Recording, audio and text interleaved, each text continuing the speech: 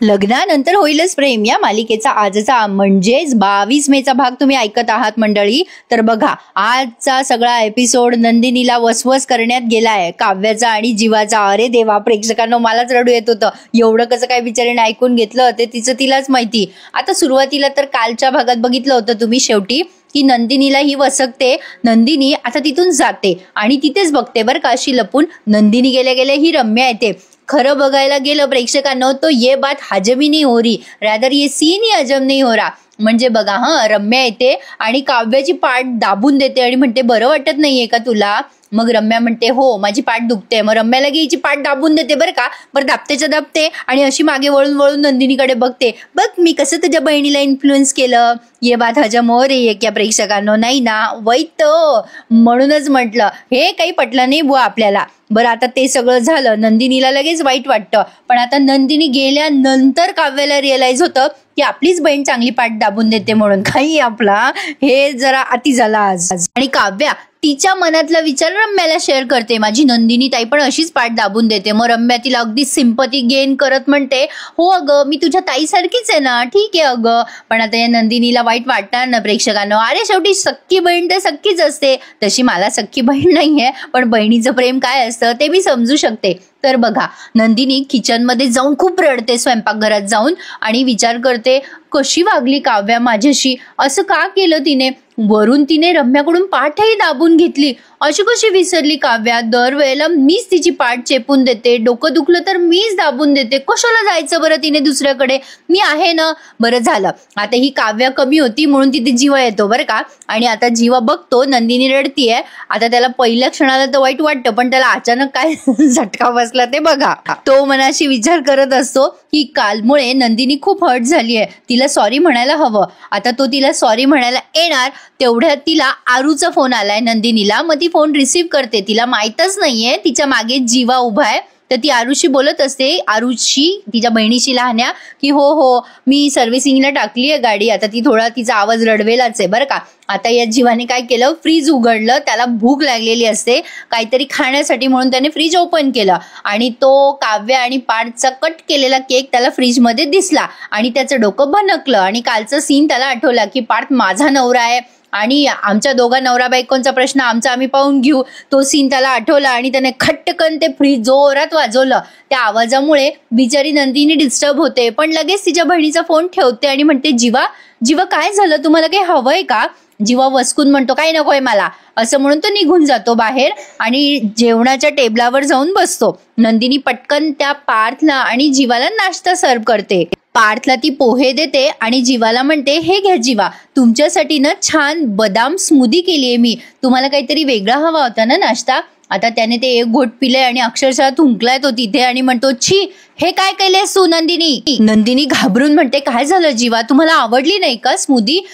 जीवा ओरडून म्हणतो काय घातलंयस तू यामध्ये. आता ती रेसिपी सांगायला लागते बिचारी, दूध केळी मध आणि आता लगेच जीवा म्हणतो आणि काय घातलं. मग ती पुढे सांगते की अक्रोड आणि बदाम पण घातले तो. आता जीवा चिडून म्हणतो कोणी सांगितलं तुला हे सगळं घालायला, मला विचारलं का तू ह्यात हे घालायचं का नाही ते.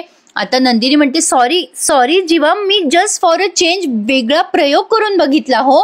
त्यावर जीवा खूप जोरात ओरडतो आणि म्हणतो वेगळा प्रयोग, तुला काही कळतं का, मला नाही आवडत वेगळे प्रयोग, तुला विचारायला काय प्रॉब्लेम आहे. का नाही विचारलं तू कोणाला की मला हे आवडतं की नाही. सतत आपलं तुला जे वाटलं ते करत राहते, समोरच्याला आवडेल नाही आवडेल याची काही तुला परवाच नसते. नंदिनी आई कुठे गेली माझी आई. आता तो आवाज देतो पण आता नंदिनी म्हणते आई नाहीयेत घरात. जीवा म्हणतो हा म्हणूनच आईने सांगितलं असतं ना तुला की जीवाला अक्रोड आवडत नाहीत, कशाला करतेस नंदिनी प्रयोग. आता हा खूप दिवसानंतर असा काहीतरी वेगळा रिॲक्ट झालाय बरं का. नाही तर बिचाऱ्याच्या चेहऱ्यावर एकच एक्सप्रेशन असतात. असो आता जीवा तिला ओरडून म्हणतो तुला दरवेळेला सरप्राईज द्यायची सवय आहे का, कशाला करतेस हे सगळं. दरवेळी तुझ्या प्रयोगाचा प्रयुक्त मीच का असतो, दरवेळेला तुला सरप्राईज देणं गरजेचं आहे का नंदिनी. अगं तुझ्या सरप्राईजची भीती वाटायला लागली आहे मला आता. नंदिनी रडते आणि म्हणते सॉरी हो, सॉरी, मला असं नव्हतं करायचं हो, मला वाटलं तुम्ही नेहमी तेच तेच खाऊन कंटाळलात म्हणून मी. आता पार्थ तिथेच बाजूला बसलेला आहे बरं का, त्याला हे जीवाचं वागणं अजिबात पटलेलं नाही, रादर कोणालाच आवडणार नाही.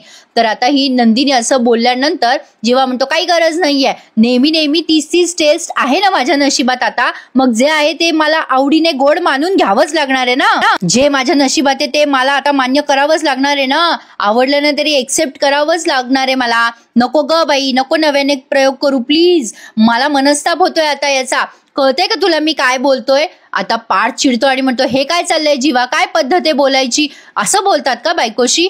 त्यावरती आता जीवा म्हणतो असं तुला कशाला मध्ये पडायचंय रे दादा. त्यावरती पार्थ म्हणतो ए जीवा नीट बोल, तुला काय काव्याची हवा लागलीये का. त्यावरती जीवा म्हणतो तुझ्या बायकोशी माझं कंपॅरिझन करू नकोस दादा. त्यावरती आता पार्थ जोरात चिडतो आणि म्हणतो ए तू नीट बोल, मी तुझा मोठा भाऊ आहे, तुला काही तारतम्य आहे का, कसं बोलतोय, कसं वागतोय नंदिनीशी. माझ्याशी तर उद्धट बोलतोच आहेस, पण नंदिनीशी उद्धट बोलतोय, घरच्यांशी वाटेल तसं वागतोय, काय हे जीवा चुकीचं आहे हा तुझं वागणं बोलणं, तुझ्यासाठी त्या काहीतरी वेगळं करताय. अरे त्यांच्या मेहनतीची किंमत आहे का तुला, समोरचा आपल्यासाठी काहीतरी करतोय याची कदर आहे का रे तुला. आता जीवा त्याला काहीतरी उलटून बोलणार असतो तेव्हा पार्थ जोरात ओरडून म्हणतो जीवा माझं बोलणं संपलेलं नाहीये, लेट मी फिनिश. माझं एवढंच म्हणणं आहे की असं हडतूड करून काय बोलतोस रे बायकोला. पार्थ पुढे म्हणतो हे बघ जीवा, माझं एवढंच म्हणणं आहे की तुझी बायको आहे नंदिनी आणि तिला असं हडतूड करून वागवू नकोस. अरे तुझं मन राखण्यासाठी किती काय करत असतात त्या, तुला नाश्त्यामध्ये चेंज हवाय म्हणून त्यांनी सकाळी उठून लवकर तुझ्यासाठी स्मूदी केली, त्याच्यात काय काय घातलं आणि तू काय रे. अरे तू ना अप्रिसिएशन देतोयस ना कौतुक करतोयस त्यांचं, ही काय बोलायची पद्धत झाली. दिस इज नॉट डन हा जीवा. आता पुढे जीवा काही बोलणार तेवढ्यात नंदिनी म्हणते असू दे, मी दुसरं काहीतरी करते त्यांच्यासाठी. त्यावर पार्थ म्हणतो हा जे काही बोलतोय ना नंदिनी आता माझ्या डोक्यात जात आहे. त्यावर जीवा अतिशय अर्वाच्य भाषेत म्हणतो टाळक्यात जात आहे का तुझ्या, मग स्टे अवे, अरे जा ना बाजूला, कशाला आमच्या बाजूने बोलतोयस, मध्ये मध्ये बोलतोयस माझ्या. पार्थ म्हणतो जीवा अरे काय बोलतोयस. त्यावर जीवा म्हणतो जीवा काय जीवा, तुझी बायको मिसेस काव्या पार्थ देशमुख बोलल्या ना काल, आमच्या दोघा नवरा बायकोची भांडणं आहे, मध्ये बोलू नका. आज मी सांगतोय की आमच्या नवरा बायकोचं भांडण आहे, तू मध्ये पडू नकोस, हे मी सांगतोय तुला आज. याने आपलं त्या काव्याच्या वाक्याची परतफेड स्वतःच्या भावाला केली आहे राग राग, काही अर्थ आहे का जीवाच्या भांडायला. असो, पण आता या दोघांच्या मनातलं बाहेर निघत नाही म्हणून हे दुसऱ्यांना छळतायत प्रेक्षकांनो. आता शेवटी नंदिनी म्हणते अहो जीवा का चिडचिड करताय एवढं. आता जीवा पुन्हा तिच्यावर बरसतो आणि म्हणतो हे तू बोलतेस, या सगळ्याला फक्त तू जबाबदार आहेस नंदिनी. अगं सतत माझ्याशी गोड गोड बोलतेस, माझी फिरकी घेतेस, पिकअप करायला लावतेस, मला ड्रॉप करायला लावतेस, पाणीपुरी खायला लावतेस, मला ऑफिसमध्ये जायला भाग पाडतेस, नको असलेले सरप्राईजेस प्लॅन करतेस. कशाला नंदिनी कशाला. रात्री पण नको ते माझं गप्पा मारून डोकं खात असते आणि आता ही स्मूदी अक्रोड घातलेली. हे बघ मला ना तुझ्याशी भांडायचं नाहीये आणि तुला जर वाटत असेल ना की मी भांडू नये तुझ्याशी तर माझं डोकं फिरवू नकोस, कळतंय का तुला. पार्थला कळतच नाहीये याच्या डोक्यात काय आलंय अचानक आणि असा काय झटके मारतोय. शेवटी नंदिनी म्हणते थांबा ना जीवा, हो मी दुसरं काही खायला करून आणते. कमाल आहे नंदिनीच्या पेशन्सची. आता जीवा म्हणतो मला नाही खायचं काही, मी चाललोय बाहेर खायला, तिथे कोणीतरी माझ्यावर प्रयोग नाही ना करणार, तिथे तरी माझ्या मनासारखं मला खायला मिळेल असं म्हणून तो चालला जातो बाहेर. नंदिनी बिचारी आता रडत बसते. आता बिचारा तो पार्थ, तिथे दुसरं कोण आहे सांगू प्रेक्षकांनो, या क्षणात माझ्या मनात काय आलं अगदी फ्रँकली शेअर करते मी तुम्हाला. मला वाटत होतं सरळ यांनी ना या काव्याला पार्थला घटस्फोट देऊन टाकावं आणि एकमेकांशी लग्न करून घ्यावं, कशाला नसत्या कटकटी सहन करायची गरज आहे यांना. पण नाही बाबा, मालिका कशी वाढेल ना. पण एवढं वसवस करायची काही गरज नव्हती जीवाला, काय ते मनातलं बोलले बरं का प्रेक्षकांनो. तर बघा पार्थला खूप वाईट वाटतं, पण आता तो बिचारा काय बोलणार ना या क्षणाला. पण नंदिनी मात्र व्यक्त होते त्याच्याकडे. आता तिला कोणी तर पाहिजे ना बोलायला बिचारीला. ती म्हणते आपल्या माणसाला आनंद वाटावा, त्याच्या चेहऱ्यावर हसू यावं म्हणून आपण धडपडत असतो आपल्या माणसासाठी, पण आपल्या माणसाला ना किंमतच नाहीये हो त्याची. रोजचं रुटीन सोडून स्पेशल काहीतरी करायला जातो ना आपण, तिथेच आपण चुकतो. मला कळलंय आता, आपण एक्स्ट्रा एफर्ट घ्यायलाच नाही पाहिजे कोणासाठी. आणि या एफर्टची किंमतच नसते ना समोरच्या माणसाला. त्यांना माहित असतं की आपण त्यांना सुनवणार नाही, म्हणूनच ते आपले बिलकुल किंमत करत नाही. आपण सतत अवेलेबल असतो ना, म्हणून चुकतंय. आपली कदरच नाही राहिली आहे कोणाला. खरंच आपल्या इमोशन्सची कोणालाच किंमत नाहीये इथे. एखाद दिवशी कुठेतरी लांब निघून जाईल ना, मग यांना माझी किंमत वाटेल. आता ही अचानक निर्वाणीचं बोलली ना, त्यामुळे पार्थला पण फार वाईट वाटलं बिचाऱ्याला. नंदिनीचं खरंच वाईट वाटतंय हो प्रेक्षकांनो. ती म्हणते मी एकदाची कुठे निघून गेले ना, मगच काहीतरी वाटेल माझ्याबद्दल, असं म्हणून ती निघून जाते रडत रडत. आणि पार्थच्या हे खूप जिव्हारी लागलंय. थोडक्यात सांगायचं झालं तर या दोघांची परिस्थिती सारखीच आहे. विनाकारण हे जीवा आणि काव्य भाव खाताय प्रेक्षकांनो. जास्ती झालंय आता यांना. ठीक आहे, आता जे झालं ते झालं, एक्सेप्ट करायला हवं ना यांनी एकमेकांना. ऍटलिस्ट वेळ द्यायला हवा. मी असं म्हणत नाही की डायरेक्ट एक्सेप्ट करा, पण कमीत कमी एकमेकांना वेळ तरी द्यायला हवा. पण असो, आता काव्य ते परफ्यूम पाहते आणि तिचं डोकं पुन्हा सरकतं का, आता ते पार्थने दिलंय म्हणून. पण तरी सुद्धा एवढं होऊनही नंदिनीला वाटतं की आपण काव्याशी एक शब्द बोलायला हवं. तिने आपल्याला असं बोललं म्हणून काय झालं, मी तर तिची मोठी बहीण आहे ना. खरंच प्रेक्षकांनो, काही लोक असे इमोशनल असतात. त्यांना असं वाटतं की कोणी कसंही वागलं तरी आपण त्याच्याशी नीटच वागावं. त्यापैकीच एक नंदिनी आहे. ती विचार करते जीवा आणि काव्याने किती हर्ट केलं तरी मी नाही वागणार त्यांच्यासारखी, असा विचार करून ती जाते बिचारी पुन्हा काव्याच्या रूम मध्ये आणि तिला म्हणते, काय ग काव्या, अगं बेटा तू काढा नाही घेतलास का मगाशी आणलेला? अगं तू जसाच्या तसाच आहे. असं काय करतेस काव्या? अगं तुला बरं वाटत नाहीये ना, गरम काढा होता ग, तुझ्या घशाला शेक मिळाला असता, प्यायचा असता ना बेटा. पण आता काव्या तरी वसकून म्हणते नकोय मला तो काढा. शेवटी नंदिनी म्हणते, काय झालं ग काव्या? काव्या खूप रूडली बोलते तिच्याशी, ताई मला काढा पण नकोय आणि तुझे कुठले सल्ले पण नकोय, जा तू इथून. आता शेवटी नंदिनी म्हणते, काय झालं ग काव्या? अगं माझ्या प्रत्येक गोष्टीमुळे अशी काय इरिटेट होतीयस? रम्या तुला माझ्याबद्दल काही बोलली का? अगं त्या रम्यापासून लांब राहा ग काव्या. आता काव्या नंदिनीकडेच रागाने बघायला लागते जेव्हा नंदिनी अशी बोलते तिला. नंदिनी असं म्हणते की अगं ऐक माझं. आता लगेच काव्या म्हणते, का मी तिच्यापासून लांब राहायचं? का रम्यापासून मी लांब राहू? सांग ना, का मी तूच केलेला काढा प्यायचा? सगळ्यांचे निर्णय तुलाच का घ्यायचेत नंदिनी ताई? अगं तुझा आनंद निवास आहे ना तुझ्याकडे, मग तिथे ऐकवत जा की तू तुझे निर्णय. काव्या ती बोलते आता बिचारीला, हे बघ ताई माझ्या आयुष्याचे निर्णय मला घेऊ दे, तू घेऊ नकोस माझ्या आयुष्यातले निर्णय. सगळे तूच का सांगत असतेस ग मला? म्हणजे या घरातल्या लोकांशी कसं वागायचं, कोणाशी कसं बोलायचं, कसं वागायचं, कोणाची माफी मागायची, सगळं तूच सांगत असतेस ग ताई मला. का सांगतेस? मी माझे निर्णय एक्सेप्ट केलेच पाहिजे का? माझं लग्न मी सेलिब्रेट केलंच पाहिजे का? हे तू का ठरवणार ताई? नाही म्हणजे मी पार्थच्या गाडीमध्ये जायचं हे तूच सांगायचं, मी रम्यापासून लांब राहायचं हे पण तूच ठरवणार. मला चालणार नाहीये ताई, हे अजिबात चालणार नाहीये. आता काव्या हे सगळं बोलते आणि बाजूला सरकते. नंदिनी म्हणते, अगं असं काय बोलते काव्या तू? मी तुझी मोठी बहीण आहे ना. अगं एखाद दोन गोष्टी मी तुला समजावून सांगत असेल तर काय हरकत आहे तुला ऐकायला?